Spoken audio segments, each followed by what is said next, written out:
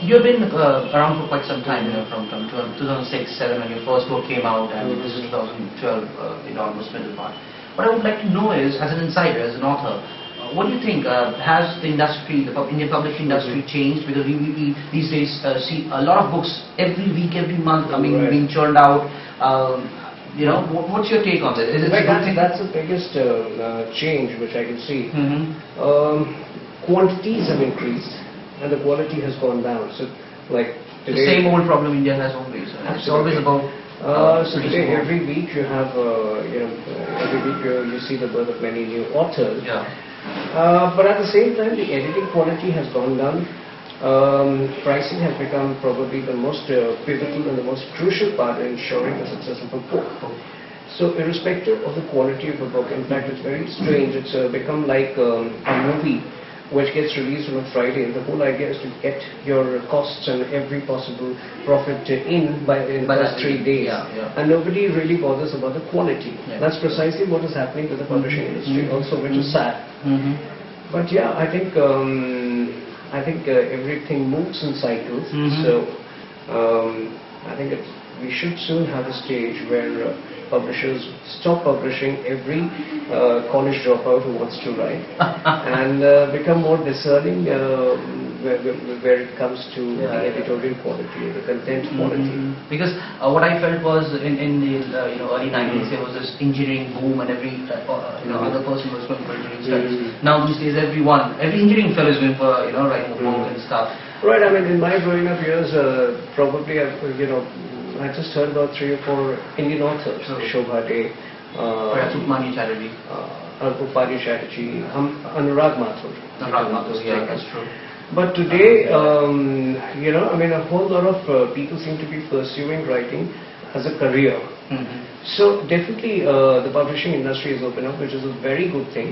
But I just wish the publishers ensure better editorial quality and ensure that the overall quality of the books don't go down, because ultimately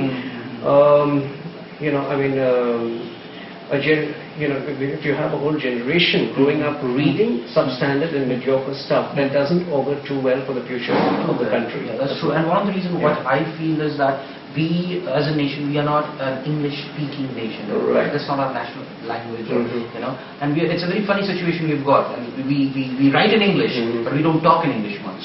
So that's one of the reasons why maybe the supposedly. Especially when books with grammatical errors actually make it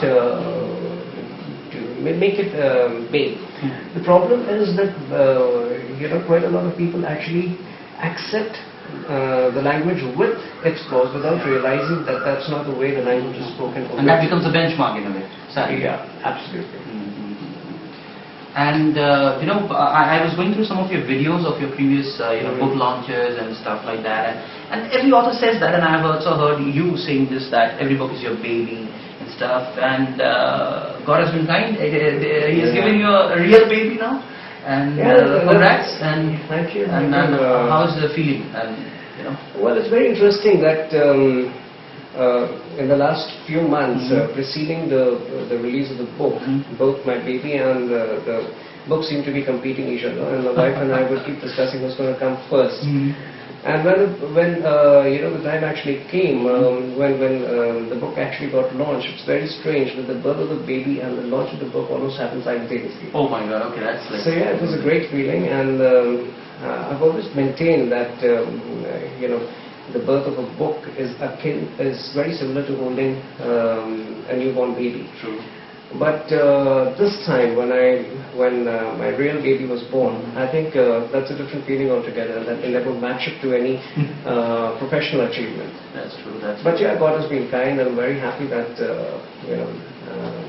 both the book and the baby happen simultaneously. That's amazing. And I guess one last thing I need to ask you, otherwise I will be killed. And what's next?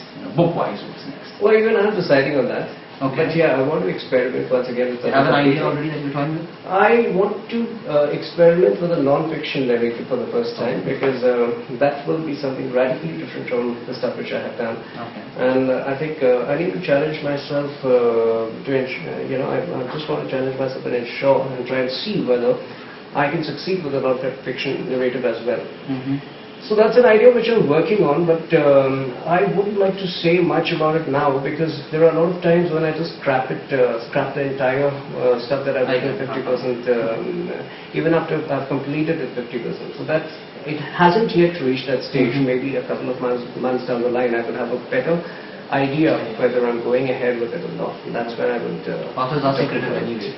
So, all the best. Well, Best writers wishes to you. ought to be unpredictable. Yeah, I mean, writers and the work has to be. Absolutely. So, great. So great talking to you, Navani. It was a same here, pleasure. same And here. I wish you the very best with your book. To you too. And we'll wait. We all will wait for your next work. Absolutely.